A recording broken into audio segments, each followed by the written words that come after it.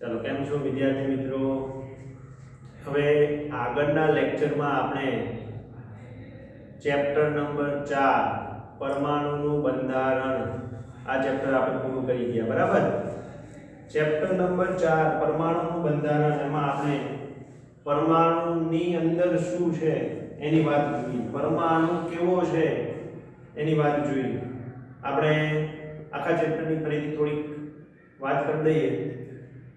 પરમાણુના બંધારણમાં સૌથી પહેલા આપણે આગળ જેમ જોયું હતું ડાલ્ટને કીધું પરમાણુ અવિભાજ્ય કણ છે, પણ વૈજ્ઞાનિકોને સંતોષ થયો નહીં, એટલે બધા વૈજ્ઞાનિકોએ ફરીથી પરમાણુ કેવો છે, પરમાણુની અંદર શું છે એ જાણવા માટે પ્રયત્નો ચાલુ કર્યા। એટલે જુદા જુદા વૈજ્ઞાનિકોએ પોતપોતાની રીતે પરમાણુનો નમૂનો રજૂ કર્યો કે પરમાણુ આવો છે। એમાં પહેલો પ્રયત્ન થોમ્સન જે થોમ્સને કરેલો હતો। એમણે કીધું કે પરમાણુ સમગ્ર પરમાણુ ધન વીજભારિત છે ને એમાં ક્યાંક ક્યાંક ઋણ વીજભાર ગોઠવાયેલો છે, અને વધુમાં આ બેની સંખ્યા સરખી છે એટલે પરમાણુ રાસાયણિક રીતે તટસ્થ છે। એમણે તરબૂચની જેમ પરમાણુને સરખાવ્યો કે જેમ તરબૂચનો લાલ ભાગ છે એ ધન વીજભાર છે, એમાં કાળા બીજની માફક ઇલેક્ટ્રોન ગોઠવાયેલા છે। આવી ગોઠવણી દર્શાવી। પણ જો આવી ગોઠવણી હોય તો એ સ્વતંત્ર અસ્તિત્વ ધરાવી શકે નહીં, રાસાયણિક રીતે તટસ્થ રહી શકે નહીં। પણ પરમાણુ રાસાયણિક રીતે તટસ્થ હતો, સ્વતંત્ર અસ્તિત્વ ધરાવતો હતો, મતલબ આવી ગોઠવણી નહોતી। રુથરફોર્ડ આવ્યા, એમણે સોનાના વરખ પર આલ્ફા કિરણોને આપાત કર્યા અને એમણે જોયું કે મોટાભાગના આલ્ફા કિરણો તો વરખમાંથી પસાર થઈ જાય છે, અમુક કિરણો પર પાછા ફરે, આશરે 1:12000 નો રેશિયો છે। એને આધારે એમણે કીધું પરમાણુ પોલો છે, પરમાણુનું કેન્દ્ર નક્કર છે અને બધું જ દળ પરમાણુના કેન્દ્રને આધારે છે, બાકીનો પરમાણુ પોલો છે। વધુમાં પરમાણુ કરતાં એનું કેન્દ્ર ઘણું નાનું છે। પછી એને એવું કીધું કે કેન્દ્રમાં ધન વીજભાર રહેલો છે અને પરમાણુ કેન્દ્રની ફરતે ચોક્કસ કક્ષાઓમાં ઇલેક્ટ્રોન ગોઠવાયેલા છે। પણ જો આવી ગોઠવણી હોય તો ઇલેક્ટ્રોન સ્થિર અવસ્થામાં સ્થાયી રહી શકે નહીં, અને ભ્રમણ કરતા વિચારીએ તો ભ્રમણ કરતો કણ તો કેન્દ્રમાં ભળી જાય ઊર્જા ગુમાવીને, તો એ આગળ આ અભ્યાસને સમજાવી શક્યા નહોતા। ત્યાર પછી નીલ્સ બોહર આવ્યા। આપણે જોયું કે નીલ્સ બોહરે પરમાણુની કક્ષાઓ અને કક્ષાઓમાં કેટલા ઇલેક્ટ્રોન સમાયેલી ગોઠવણી દર્શાવી। ત્યાર પછી આ ગોઠવણીને આધારે આપણે પરમાણુની કક્ષાઓ, એમાં સંયોજકતા કક્ષામાં રહેલા ઇલેક્ટ્રોન, સંયોજકતા ઇલેક્ટ્રોન અને કયો પરમાણુ કેટલા ઇલેક્ટ્રોન ગુમાવે છે અને કેટલા ઇલેક્ટ્રોન મેળવે છે એ સંખ્યાને સંયોજકતા કહેવાય, એ આપણે જોયું। પ્લસ આગળ જોયું કે પરમાણુનું દળ નક્કી કરવામાં આવ્યું, તો વૈજ્ઞાનિકોએ કીધું કે પરમાણુની અંદર જેટલા પ્રોટોન છે એટલું પરમાણુનું દળ હશે, પણ પરમાણુનું દળ તો પ્રોટોનની સંખ્યાથી આશરે ડબલ જેટલું જોવા મળ્યું। એટલે પાછો વૈજ્ઞાનિકોને પ્રશ્ન થયો, પરમાણુની અંદર પ્રોટોન ઇલેક્ટ્રોન સિવાય પણ બીજા કંઈક કણો હશે। એટલે એ વખતે જે ચેડવિક નામના વૈજ્ઞાનિકે ન્યુટ્રોનની શોધ કરી, જે આશરે પરમાણુ જેટલું દળ ધરાવે છે, પ્રોટોન જેટલું દળ ધરાવે છે, અને આ બે કણો કેન્દ્રમાં છે। એટલે પરમાણુનું દળ એ પરમાણુમાં રહેલા પ્રોટોન અને ન્યુટ્રોનની સંખ્યાના સરવાળાથી નક્કી થાય છે, અને પરમાણુનો ક્રમાંક એ જે તે પરમાણુમાં રહેલા પ્રોટોનની સંખ્યા પર આધારિત છે। એટલે એને આધારે આપણે પરમાણુનું દળ નક્કી કરી શકાય। અહીંયા સુધી આપણે ચેપ્ટરમાં વાત કરી। હવે આપણે આજે નવું ચેપ્ટર ચાલુ કરવું છે, ચેપ્ટર નંબર 12 ધ્વનિ। ચેપ્ટર નંબર 12 ધ્વનિ। ધ્વનિ એટલે અવાજ, ધ્વનિ એટલે અવાજ,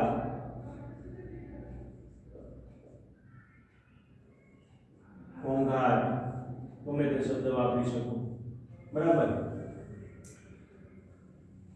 ધ્વનિ એટલે શું?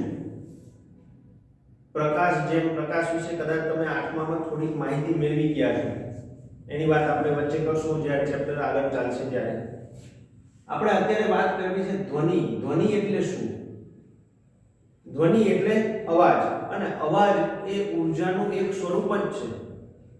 હું અહીંથી બોલું છું અને તમને સંભળાય છે, એ મારા બોલવાથી જે અવાજ ઉત્પન્ન થયો છે એ ઊર્જાનું એક સ્વરૂપ જ છે।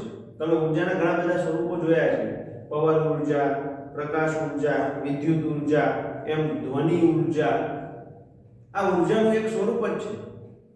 અને આપણે એ પણ જાણીએ છીએ કે વિશ્વમાં ઊર્જાનો કુલ જથ્થો બ્રહ્માંડમાં કુલ ઊર્જા અચળ છે, મતલબ ધ્વનિ ઊર્જા ઉત્પન્ન થવા માટે કોઈ ઊર્જા ખર્ચાતી ધ્વનિ ઊર્જા ઉત્પન્ન થવા માટે કોઈ ઊર્જા ખર્ચાતી હશે, કોઈ ઊર્જાનું ધ્વનિ ઊર્જામાં રૂપાંતર થતું હશે. એટલે કે મારે બોલવું હોય તો મારી શક્તિ, મારી કોઈ બીજી ઊર્જા વપરાતી હશે અને ધ્વનિ ઊર્જાનું નિર્માણ થતું હશે. પ્રકાશ ઊર્જા ઉત્પન્ન થવા માટે વિદ્યુત ઊર્જા વપરાય છે બલ્બમાં, પવન ઊર્જા ઉત્પન્ન થવા માટે પંખામાં વિદ્યુત ઊર્જા વપરાય છે. એટલે ટૂંકમાં કોઈને કોઈ એક ઊર્જાનું બીજી ઊર્જામાં રૂપાંતર થાય છે. બ્રહ્માંડમાં ઊર્જાનો કુલ જથ્થો અચળ છે. આપણે માત્ર ઊર્જાનું એક સ્વરૂપમાંથી બીજા સ્વરૂપમાં રૂપાંતર કરી શકીએ છીએ. આપણે ઊર્જાનું નિર્માણ નથી કરી શકતા કે ઊર્જાનો નાશ નથી કરી શકતા. બરાબર છે. એક ઊર્જા વાપરો છો તો બીજી ઊર્જાનું નિર્માણ થાય છે. મૂળ વાત પર આવીએ, ધ્વનિ. તો આપણે અહીંયા કહી શકીએ કે ધ્વનિ એ ઊર્જાનું એક સ્વરૂપ છે. ધ્વનિ એ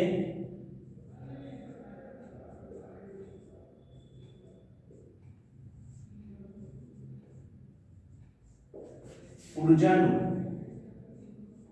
એક સ્વરૂપ છે જે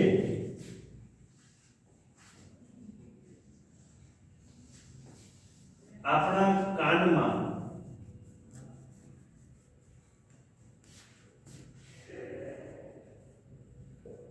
શ્રવણની સંવેદના ઉપજાવે છે.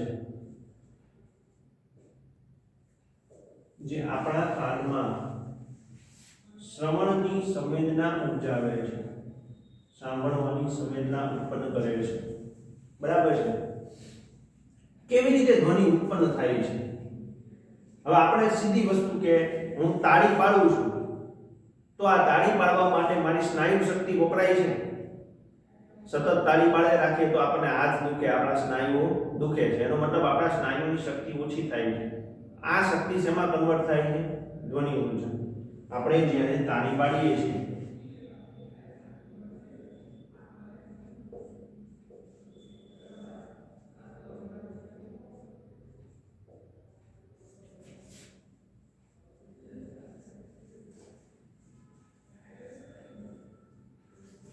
ત્યારે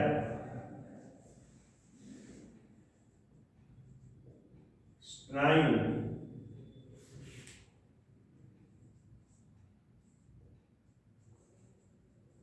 શક્તિનું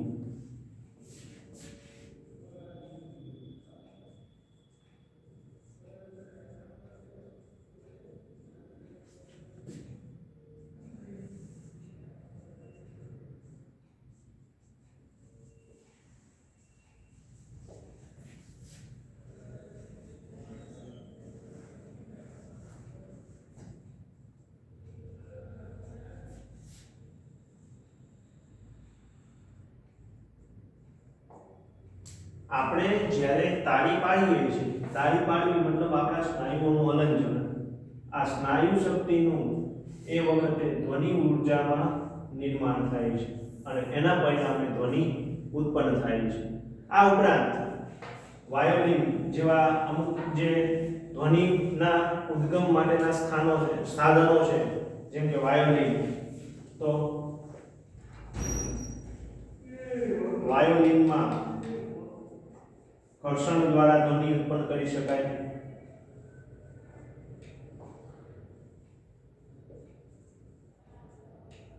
સિતારના તારને પકડીને કે ખેંચીને ધ્વનિ ઉત્પન્ન કરી શકાય.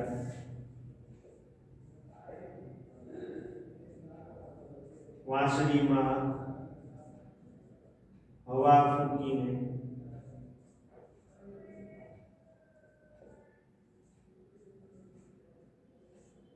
પક્ષીઓ તેમની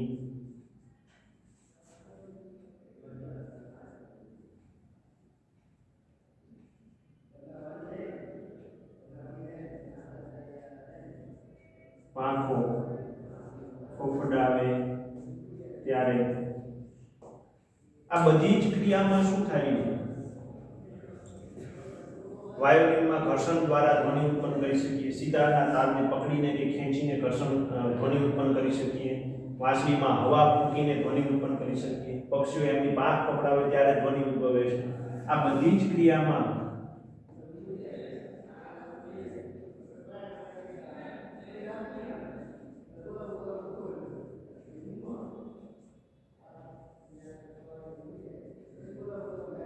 ધ્વનિ ઉદ્ભવે છે, આપણે જાણીએ છીએ.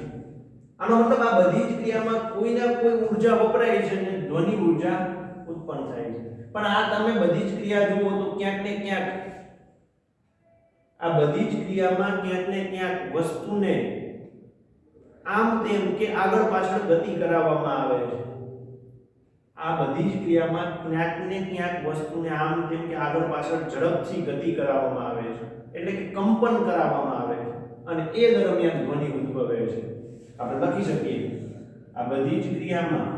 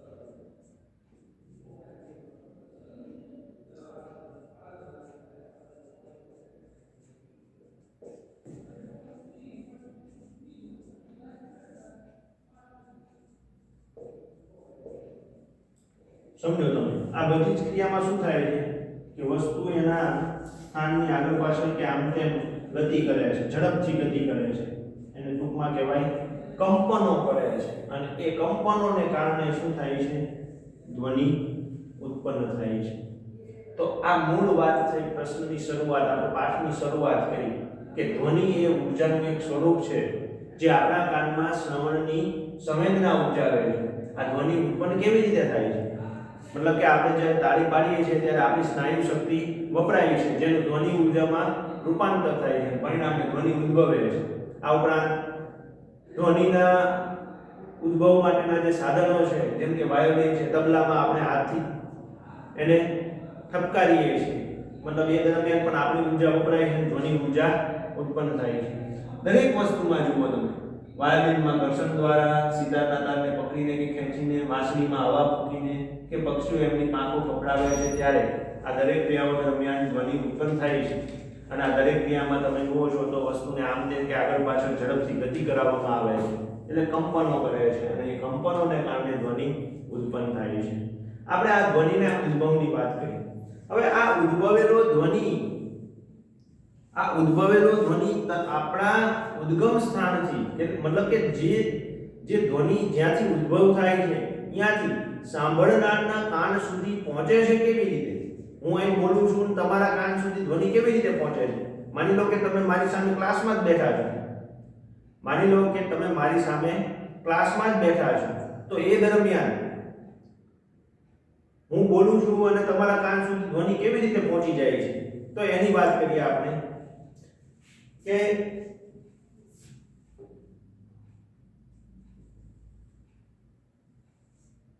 પ્રશ્ન આપણો આવો છે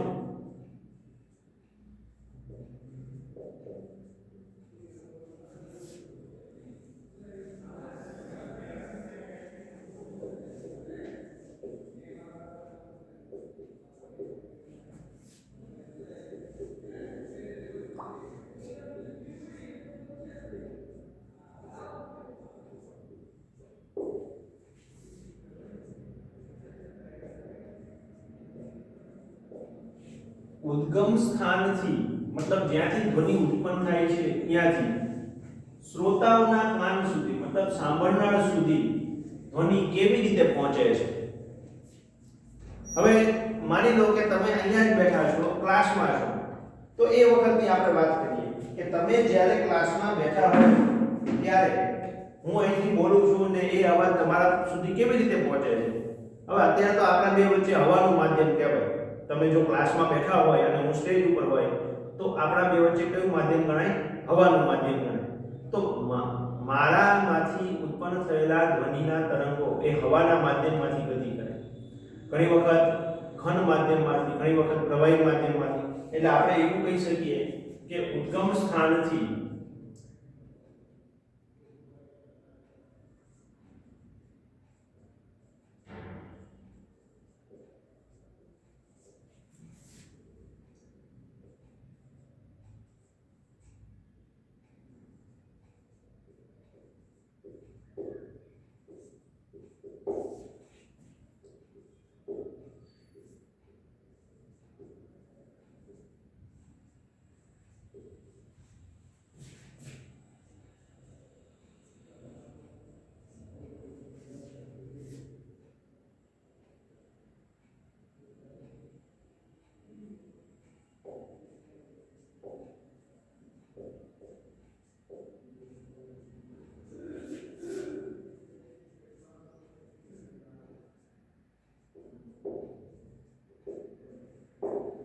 આપણે એવું કહી શકીએ કે ઉદ્ગમ સ્થાનથી ધ્વનિ ઘન પ્રવાહી કે વાયુ માધ્યમમાં ગતિ કરી, વાયુ માધ્યમ, ઘન માધ્યમ કે પ્રવાહી માધ્યમમાં પ્રસરણ પામી આગળ વધે છે અને શ્રોતાઓના કાન સુધી પહોંચે છે. પણ આ આગળ વધવાની ક્રિયા કેવી રીતે બને છે?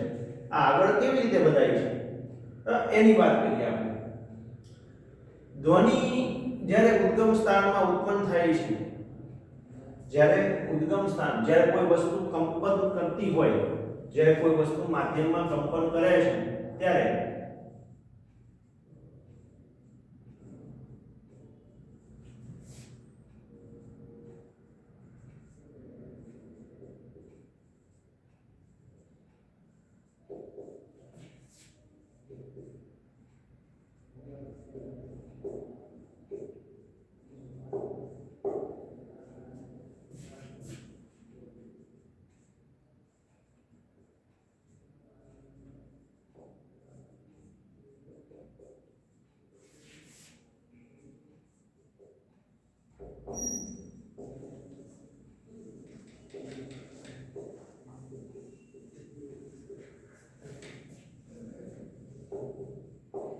સમજો શું કહેવા માંગે છે?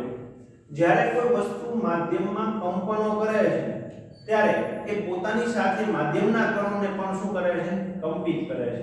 માની લો કે અહીંયા આપણે કોઈ આપણે જે પેલું ગિટાર આવે છે એ લઈને બેઠા છીએ, એનો તાર છે આ. હવે તારને તમે કંપન કરો છો એટલે કંઈક અવાજ ઉત્પન્ન થાય છે, બરાબર છે? હવે આ તારને કંપન કરો છો એટલે તાર એ ક્યાં છે? હવાના માધ્યમમાં. એટલે તાર શું કામ કરે છે? એ કંપિત થાય છે અને એની આસપાસના હવાના માધ્યમો પણ શું થાય છે? કંપિત થાય છે. એટલે વસ્તુના સંપર્કમાં રહેલા કણો શું થાય છે? પોતાની મૂળ અવસ્થામાંથી સ્થળાંતરિત થાય છે. પોતાની સ્થિર સ્થિતિમાંથી થોડા કંપનો અનુભવે છે. હવે આની નજીક રહેલા કણો જે છે એ પહેલા કંપનો અનુભવે છે. હવે આ કણો છે જે એની નજીક રહેલા માધ્યમના હવાના કણો, એ આ કંપન એની બાજુના કણોને કંપિત કરે છે. એટલે આ કણો કંપન અનુભવે છે. આ કણો એની બાજુના કણોને કંપિત કરે છે. આ કણો કંપિત થાય છે ત્યારે આ કણો શું થઈ ગયા હોય છે? સ્થિર થઈ ગયા હોય છે પાછા. આ કંપન સતત આગળ ચાલ્યા કરે છે. એ ત્યાં સુધી ચાલે છે જ્યાં સુધી આ ઉદ્ભવેલો ધ્વનિ શ્રોતાઓના કાન સુધી પહોંચી ન જાય ત્યાં સુધી આ કંપનો સતત થયા કરે છે. એટલે આપણે મૂળ વાત શું છે કે જ્યારે કોઈ વસ્તુ માધ્યમમાં કંપન કરે છે ત્યારે તે માધ્યમના કણોને પણ પોતાની સાથે કંપિત કરે છે. અહીં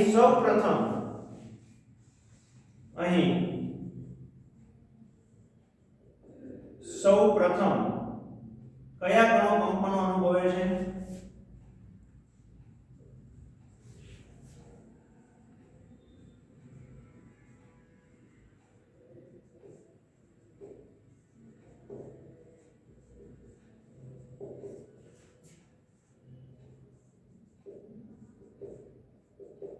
અહીં સૌપ્રથમ કંપિત વસ્તુના સંપર્કમાં રહેલા કણો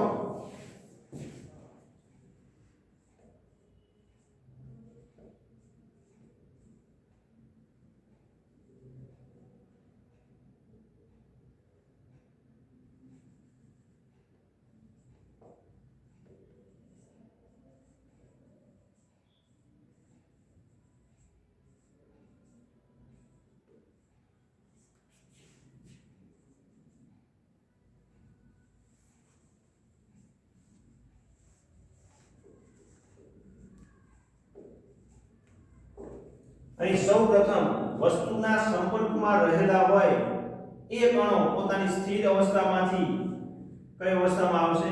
સ્થળાંતરિત થશે, એટલે થોડા ખસે છે, કંપિત થાય છે, ધ્રુજારી અનુભવે. હવે આ કણો, ધારો કે આ કણોની વાત થઈ, બરાબર, કે વાયોલિનના તારની જે નજીક છે એ કણો કંપન અનુભવે છે. હવે આ કણો શું કામ કરે છે? આ અસર બાજુના કણોને પહોંચાડે છે. એટલે હવે લખીએ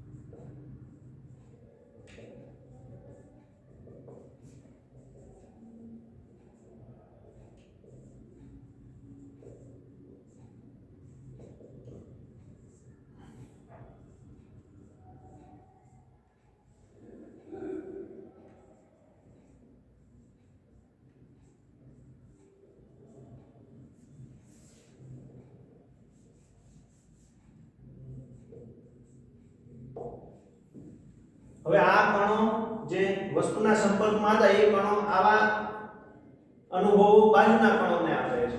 એટલે બાજુના કણો કંપિત થાય છે, એ એની બાજુના કણોને આપે છે. એટલે આ કંપન સતત આગળ થયા જ કરે છે. જ્યારે બાજુના કણો કંપિત થાય છે ત્યારે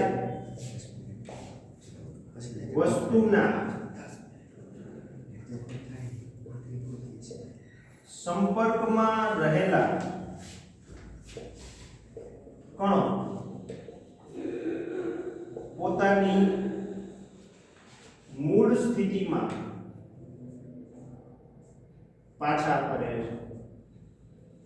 એટલે પાછા સ્થિર થાય છે જે વસ્તુના સંપર્કમાં છે એ કણો. હવે આ કણો એની બાજુના કણોને કરે, આ કંપન આપી દે, પછી એ પોતે સ્થિર થઈ જાય છે. આ ક્રિયા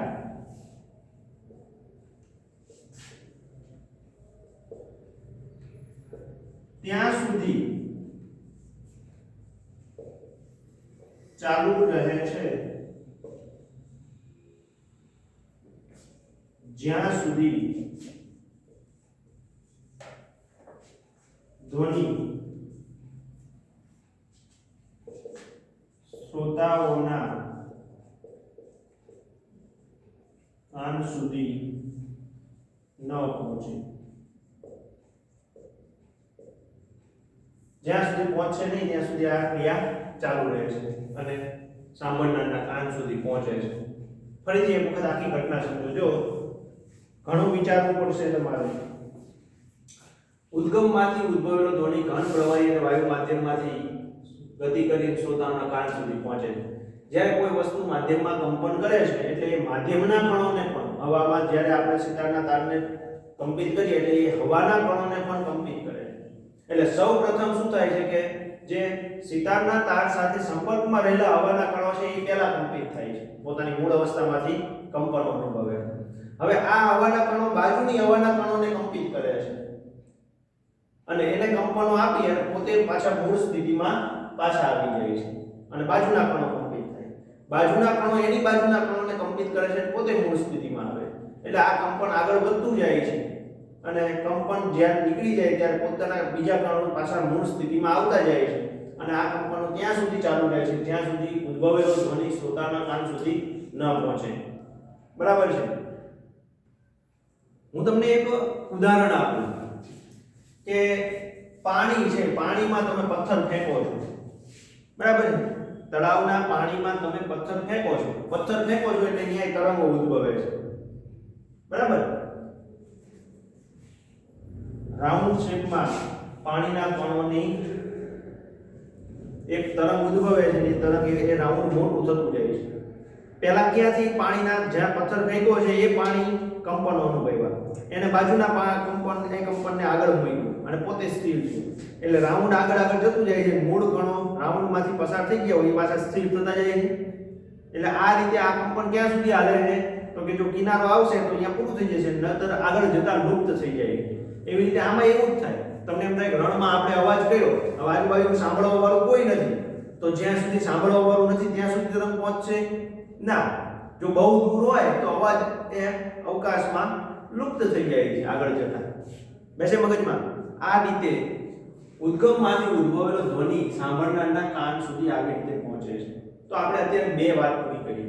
એક તો ધ્વનિ એટલે શું અને કેવી રીતે ઉદ્ભવે છે, અને આ ઉદ્ભવેલો ધ્વનિ સાંભળનારના કાન સુધી કેવી રીતે પહોંચે છે.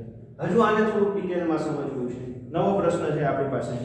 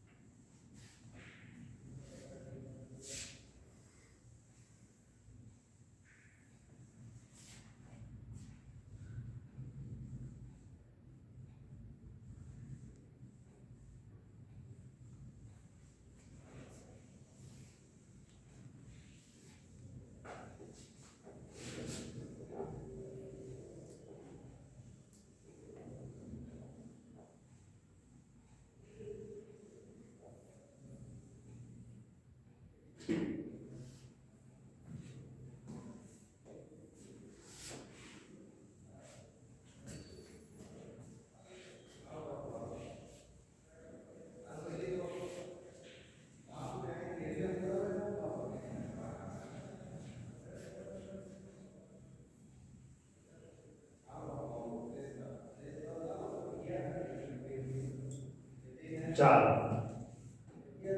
પ્રશ્ન આપણો એવો છે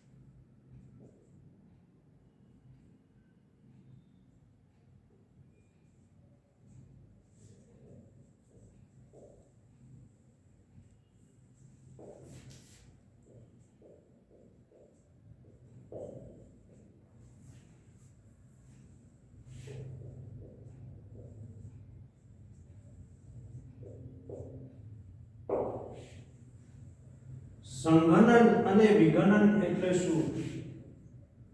સંઘનન અને વિઘનન એટલે શું? ધ્વનિ તરંગોનું નિર્માણ અને પ્રસરણ સમજાવો એના દ્વારા. ચાલો, હવે આપણે વાત કરીએ સંઘનન અને વિઘનન કોને કહેવાય. હવે આપણને ખબર છે કે ધ્વનિના પ્રસરણ માટે હવા એ સામાન્ય માધ્યમ છે, ઘન પ્રવાહી કરતા વાયુ માધ્યમ એ ઘણું સામાન્ય માધ્યમ છે, કારણ કે મોટાભાગના ધ્વનિઓ હવાના માધ્યમમાં પ્રસરણ પામે છે. તો આપણે એવું કહી શકીએ કે ધ્વનિના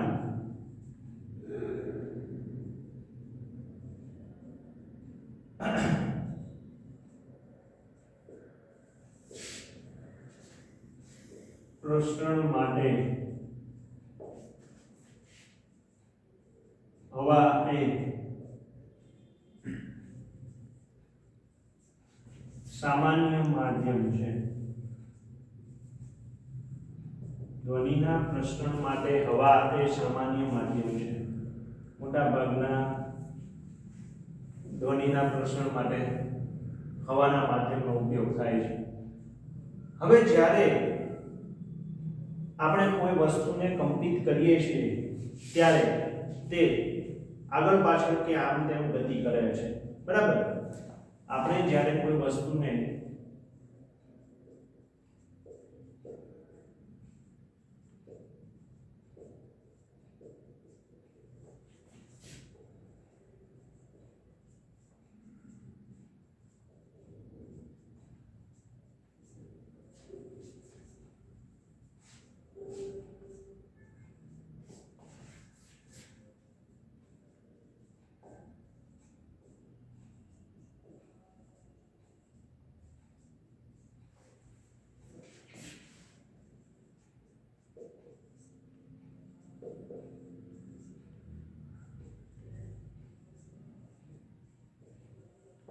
આપણે જ્યારે કોઈ વસ્તુને કંપિત કરીએ ત્યારે એ માધ્યમમાં આગળ પાછળ ગતિ કરે છે, આવું બને છે. હવે સમજો, હું અહીંયા એવો એક ધ્વનિ ચીપિયો લઉં છું, તમને ટેક્સ્ટબુકમાં આવી આકૃતિ દર્શાવેલી છે.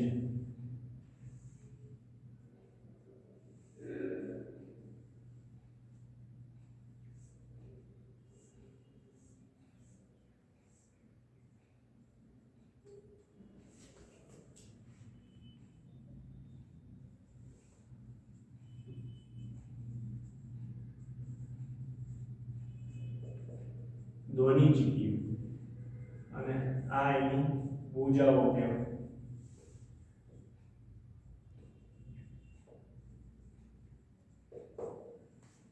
આ ચીપિયાને આમ ભેગો કરીને છોડી દઉં છું એટલે કંપન અનુભવશે. ચીપિયાને શું કરું છું, આમ ભેગો કરી અને છોડી દઉં એટલે કંપનો અનુભવશે. હવે એ જ્યારે કંપનો કરે છે ત્યારે શું થાય છે ને એની વાત કરવાની છે આપણે.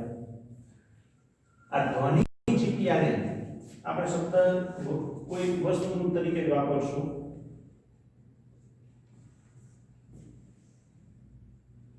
વસ્તુને જ્યારે કંપિત કરીએ છીએ, હવે આ કંપિત વસ્તુ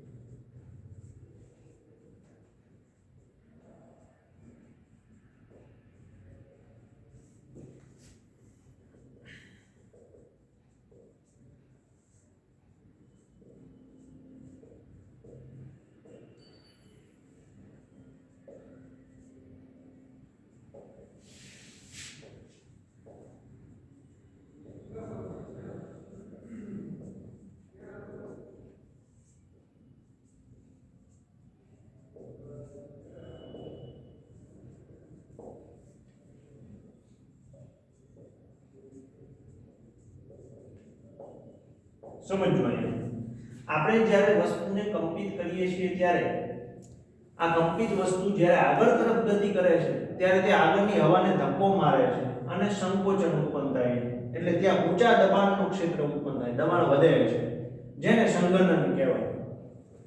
સંઘનન કોને કહેવાય? માધ્યમમાં હવાના ઊંચા દબાણવાળા ક્ષેત્રને સંઘનન કહેવાય. કંપિત થવું મતલબ શું? આ ચીપિયો કંપનનો અનુભવ મતલબ શું? આ એક ભુજાની વાત કરું છું અત્યારે. આ કંપન થવું મતલબ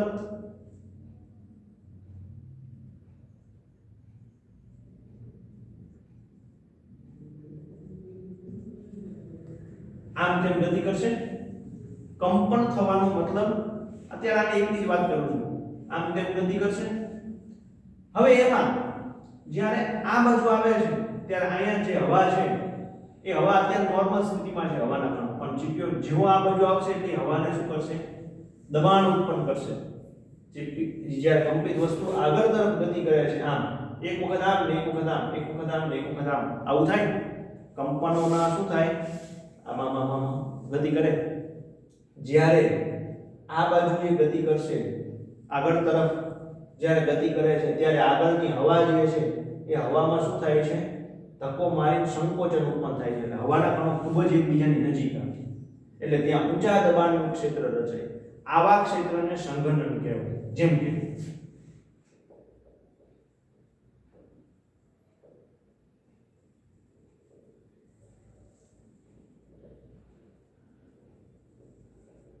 આવું એક ક્ષેત્ર રચાય જ્યાં હવાના કણો ખૂબ જ નજીક છે એકબીજા.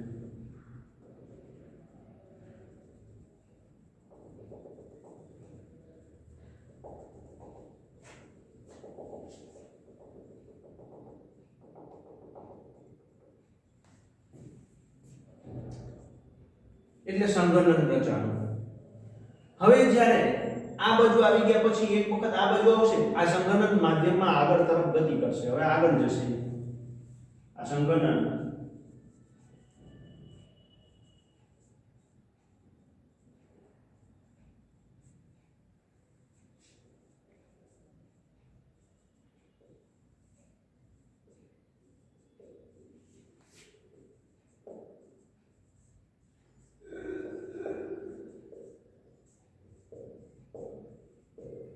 માધ્યમમાં આગળ તરફ ગતિ કરે છે.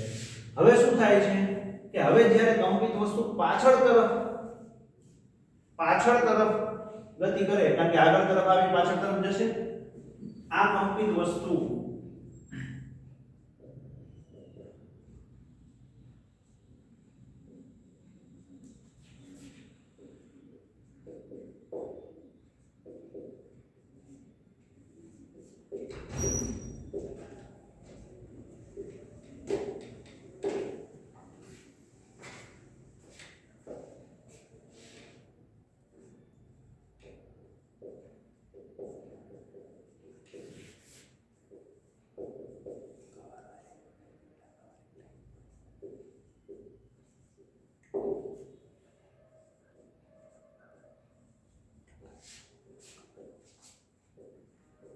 સમજો. આ કંપિત વસ્તુ જ્યારે પાછળ તરફ, હવે એક વખત આગળ તરફ આવી ગયો, હવે પાછળ તરફ જશે એટલે હવાના કણો જે હતા એને મોટી જગ્યા મળશે, એટલે હવાના કણો છૂટાછવાયા બનશે. જેમ કે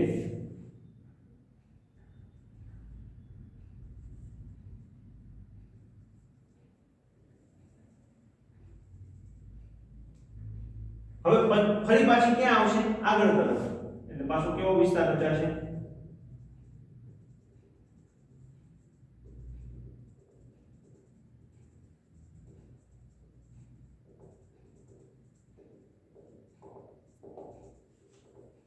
ફરી પાછી પાછળ તરફ.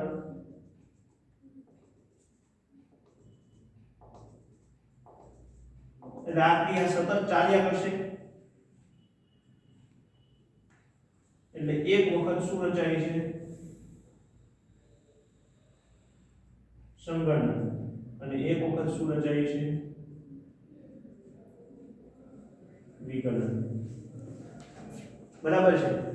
માધ્યમમાં આ વસ્તુ જ્યારે કંપનો કરે ત્યારે આવી રીતે ઊંચા દબાણનું અને નીચા દબાણનું ક્ષેત્ર ઉત્પન્ન થાય છે. જ્યારે હવાના કણો એકબીજાની ખૂબ જ નજીક આવે ત્યારે સંઘનન વિસ્તાર, ઊંચા દબાણનું ક્ષેત્ર રચાય જેને સંઘનન વિસ્તાર કહેવાય. અને જ્યારે હવાના કણો એકબીજાથી છૂટા થાય ત્યારે નીચા દબાણનું ક્ષેત્ર ઉત્પન્ન થાય જેને વિકલન કહેવાય. આમ જ્યારે વસ્તુ કંપનો કરતી હોય, આમ જ્યારે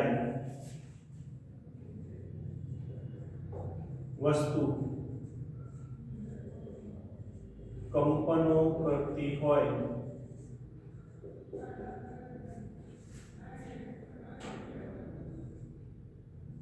ત્યારે સંઘનન અને વિઘનનની શ્રેણી રચાય છે. શું થાય છે? સંઘનન અને વિઘનનના ઘણા બધા સંઘનન અને વિઘનન રચાય છે, જેને શ્રેણી કહેવાય. જેના કારણે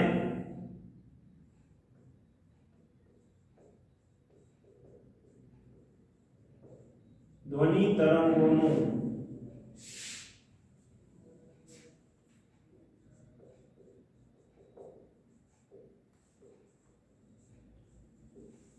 નિર્માણ થાય છે. આવી રીતે આ શ્રેણીના આધારે ધ્વનિ તરંગો નિર્માણ પામે છે અને માધ્યમમાં આગળ તરફ ગતિ કરે છે. અહીં એક વસ્તુ ખાસ યાદ રાખો,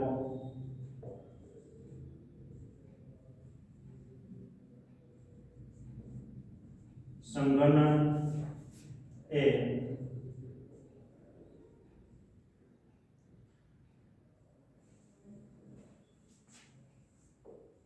ઊંચા દબાણનું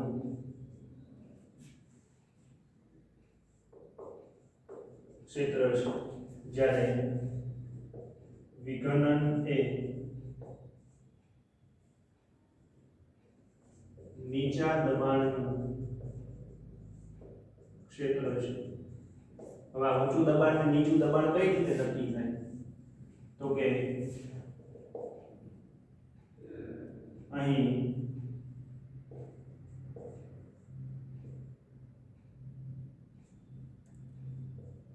દબાણ એ માધ્યમના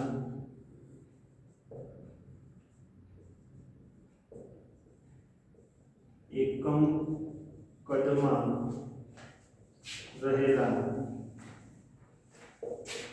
કણોની સંખ્યા પર આધાર રાખે છે.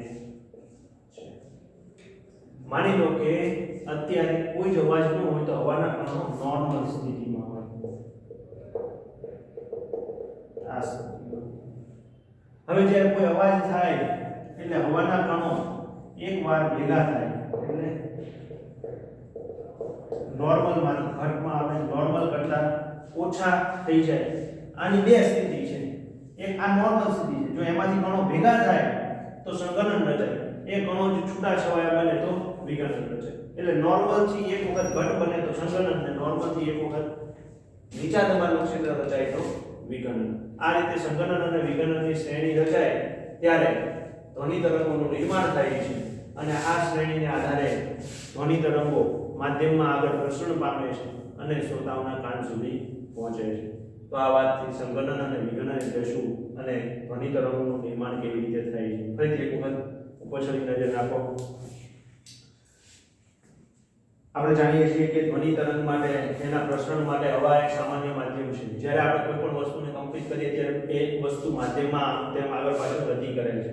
આ કંપિત વસ્તુ જ્યારે આગળ તરફ ખસે છે ત્યારે હવાને ધક્કો મારીને સંકોચન ઉત્પન્ન કરે છે. એટલે અહીંયા ઊંચા દબાણનું ક્ષેત્ર રચાય જેને સંઘનન કહેવાય.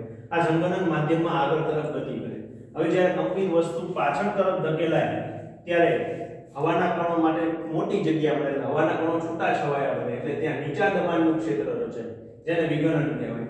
આમ જ્યારે સંઘનન અને વિઘનનની શ્રેણી રચાય ત્યારે ધ્વનિ તરંગોનું નિર્માણ થાય છે. આ તરંગ માધ્યમમાં આગળ ગતિ કરે છે. અહીંયા સંઘનન એ માધ્યમના કણોની ઘટ માધ્યમ તરીકે કામ કરે છે. વિઘનન એ ઓછા માધ્યમ, પાતળા માધ્યમ તરીકે વર્તે છે. એટલે ઊંચા દબાણનું ક્ષેત્ર નીચા દબાણનું ક્ષેત્ર રચાય છે. કોઈ પણ માધ્યમનું દબાણ એ માધ્યમમાં એકમ કદમાં રહેલા કણોની સંખ્યા પર આધારિત છે. એટલે એને આધારે આપણે દબાણ નક્કી કરીને એ દબાણમાં વધારો ઘટાડો થતો હોય તો એને આધારે સંઘનન અને વિઘનન નક્કી કરી શકીએ. આ રીતે સંઘનન અને વિઘનન દ્વારા ધ્વનિ તરંગોનું નિર્માણ થાય છે અને આવા ધ્વનિ તરંગો ઉદ્ગમ સ્થાનથી પ્રસરણ પામી અને શ્રોતાઓના કાન સુધી પહોંચે છે. તો આ વાતથી ધ્વનિ તરંગો બેસે મગજમાં. અહીંયા સુધી આપણે આજનો લેક્ચર રાખીએ છીએ. હવે જ્યારે નવા લેક્ચરમાં આવશું ત્યારે તરંગો વિશે વાત કરીશું. બરાબર.